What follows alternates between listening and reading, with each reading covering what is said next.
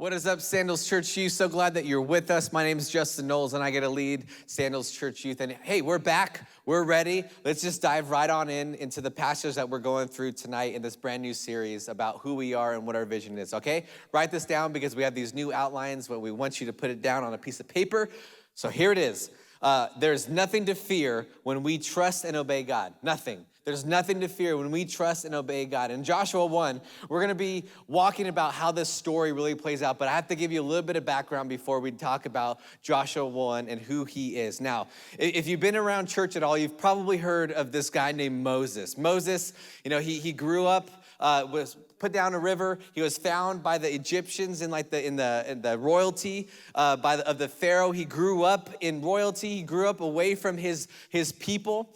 And what happens is that God has called him to go back into where he grew up because his people were slaves. And God called him to go up to the Pharaoh and say, hey, I'm gonna bring my people into freedom away from you. And basically there's this big old battle between God and this Pharaoh. And if you've been around the Bible, if you've read it, you probably heard about the 10 plagues, right? The river turning into blood and the frogs and the flies. And then the firstborn child of every one without the blood over the door, right, is killed. Like, that's a crazy story if you've never been to it. But basically Moses goes into the Pharaoh and says, let my people go. He agrees.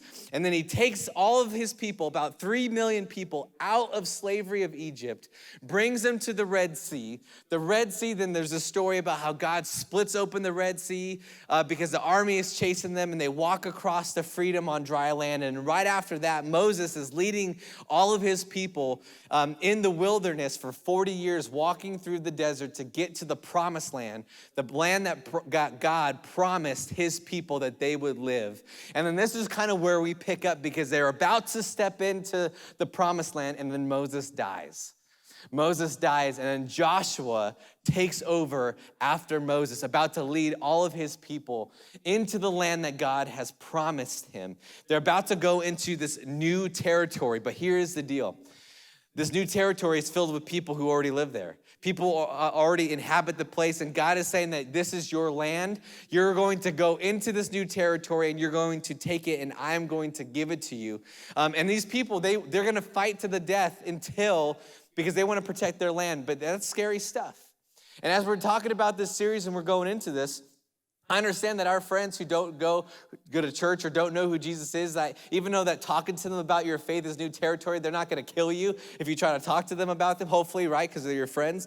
But here's the thing, that this is new territory for our ministry where we're going to step into something that we are going to be challenging you to go into.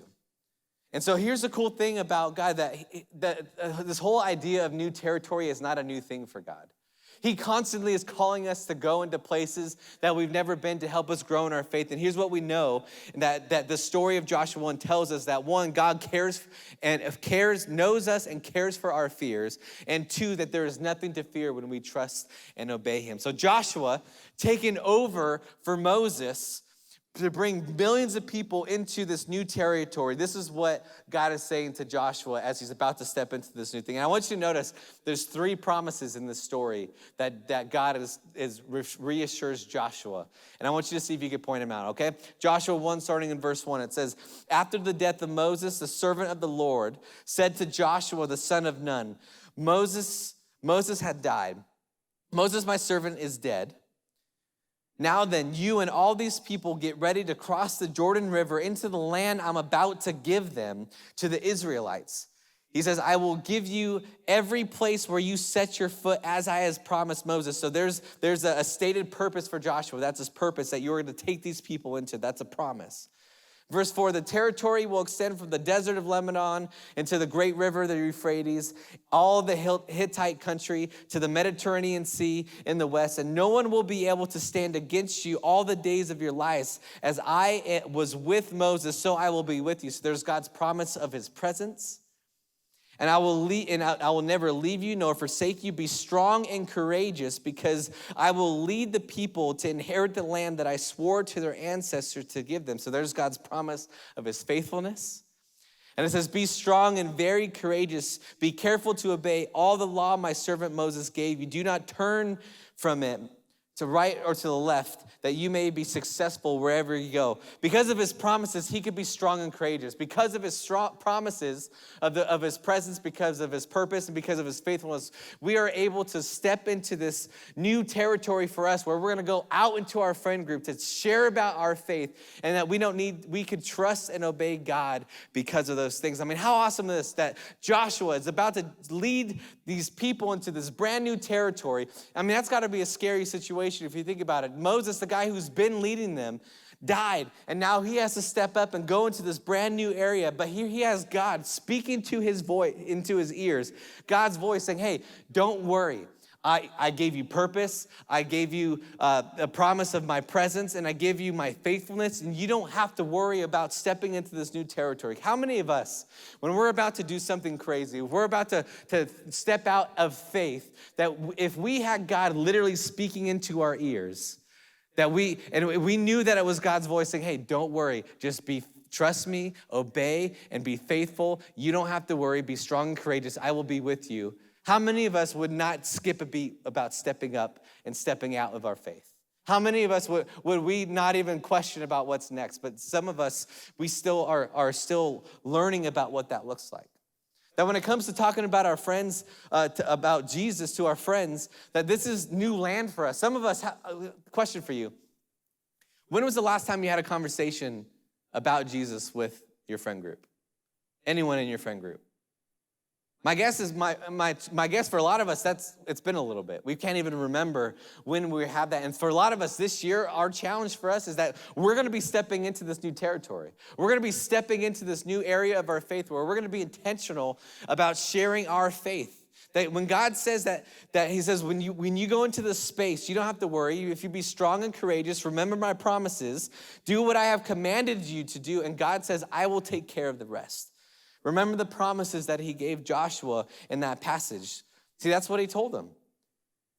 He said, listen, he said, just go and trust and obey me. And then let me do all the other work. See, we can't change anybody. We don't have the power to change anyone, but God has that power. And all we have to do is trust and obey him. Okay, let me show you two like this, because here's what I want our ministry to understand. And here's what I want all of our students across all of our campuses to understand, that for some of us, stepping out and talking about Jesus, that's new territory for us.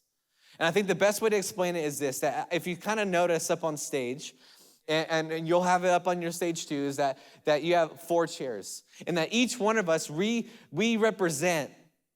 sit in one of these chairs. And each one of these chairs represents a different part of our faith of where maybe we stand. So if you kind of look, this is chair 1, 2, 3, and 4. Now let me start with chair number 1, because chair number 1, this is like what I would describe as someone who is living the Christian faith. This is someone who I would say is living a life that demands explanation, that they take what Jesus says seriously, they take it, they live it. People notice that there's something different about them because how they teach or like how they talk, how they treat people, whatever they're doing, that this person is like literally, it's like the person who's living out their faith. And the best way I can describe it is that this person's life demands an explanation. That they live out their life where people look at them and go, man, there's something different about you, and I want to know what it is. And here's the thing, for a lot of us, for every one of us, this is where God calls us.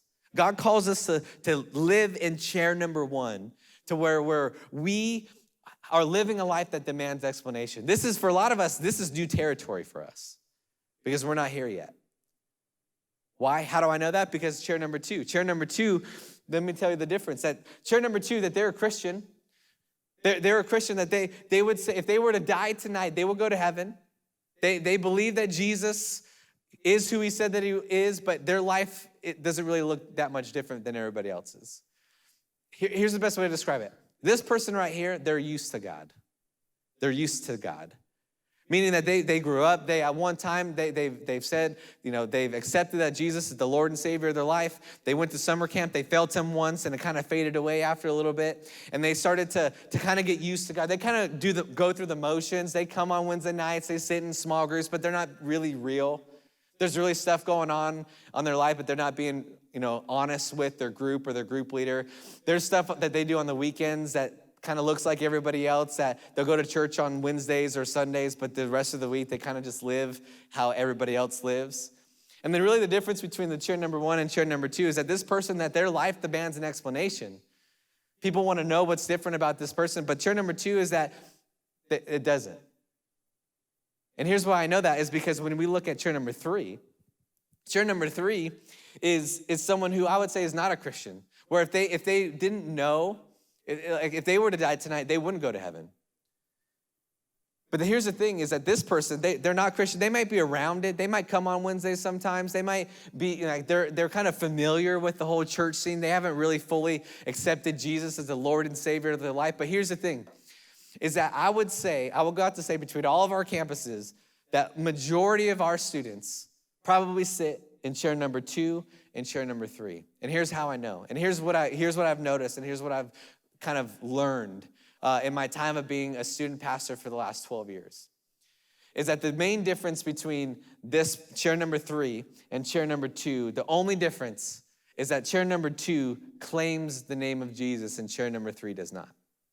So essentially what happens is that chair number 2 people and chair number 3 people, their lives look exactly the same. The only difference that this person says that they believe in Jesus and this person does not. And what happens is that when what does that look like? So that, chair number 3 and chair number 2, they go to the same parties. They date the same. They hook up the same. They talk the same. They watch the same things. They interact or talk behind people's back the same. Like, think about it. The only difference is that this person claims the name of Jesus, that they believe that they're a Christian, and then this person does not. I would say that's where most of us, we fall into that area, where we know we're supposed to be in chair number 1, where God has called us to live a life that demands explanation. That's new territory for us. But a lot of us, we're so used to things that we have gotten used to God. And the only difference between us and our friends who don't know who Jesus is that this one claims that they know who Jesus is, and this one does not. And then you have chair number 4. Chair number 4 people are the people who don't go to church. They're not even interested in church. They're probably the friend group around you who, if you invited them to church, that they would laugh in your face because they would say, like, this has nothing to do with me. But here's what I do know. After talking with a lot of chair 4 type people over my time as being a student pastor, is chair 4 people, here's what they're doing. They're looking at chair number 3 people and chair number 2 people and figuring out, man, they're watching. They're watching. And they're thinking, why would I put my faith into Jesus? Because they're looking at chair 2 people. And if there's really no difference between chair 2 people who say that they believe in Jesus, and their life looks no different from someone in a chair 3, because all they do is just claim Jesus and their life looks nothing different. Chair 4 people are looking at chair 2 people and saying, you know what, that person's a hypocrite. They're looking at the chair 2 people who claim Christianity, who claim that they go to church, who claim all those things. And they're saying, why on earth would I want to be involved in anything that has to do with that? Because that person and this person, they look exactly the same in how they live. Isn't that crazy? And so for a lot of us, chair 1, that's new territory for us. We haven't even thought through what it looks like for our life to have a life that demands an explanation. And here's the thing is, God has called you to chair number 1. God has called us into this territory. And here's the thing is that when we follow Jesus, when we truly follow Jesus, people will notice. People will notice and they will start to ask some questions. I want you just to look at this last verse in Joshua 1. It's verse 9. It says, have I not commanded you? Be strong and courageous. Do not be afraid. Do not be discouraged, for the Lord your God will be with you wherever you go. If you notice in this passage, there's 3 promises that God has made to Joshua. 3 promises of his purpose, promise of his presence, and promise of his faithfulness. And 3 times in this passage, God says to Joshua, be strong and courageous, be strong and courageous, be strong and courageous. So here's what we're saying is that we're not called to go alone. You don't have to do this by yourself. You don't have to live a life of chair 1, of God, a life that demands explanation all by yourself, because God says you can't change anybody. You can't do it. All you have to do, we have nothing to fear, because when we trust and obey God, he is going to be with us. He's gonna be with us. We don't have to have all the answers. We don't have to know all the right things to say, but we are called to be obedient to God and to be faithful to him. Because here's the thing, is that there's nothing to fear when we trust and obey God. And we're going into new territory this year in 2020. We're gonna be very intentional about our friends who are lost, friends who don't know who Jesus is. And we're not gonna no longer sit in these chairs, but we are going to sit in chair number 1. And all year long, we're gonna focus right here, is that our life demands an explanation. That's the way that we should be living. That's the way that God has called us to live. That's the way that I feel that our ministry is going, that we will love an entire ministry, hundreds of students, that their life demands an explanation. Here's the great thing, is we don't have to do it by ourselves. That God is gonna be with us. God is gonna be going ahead of us, and that we just have to trust and be obedient. That's it. So your youth host is gonna come up. We're gonna wrap it up, and we're gonna talk a little bit more about that, what it looks like in our groups tonight. Bye.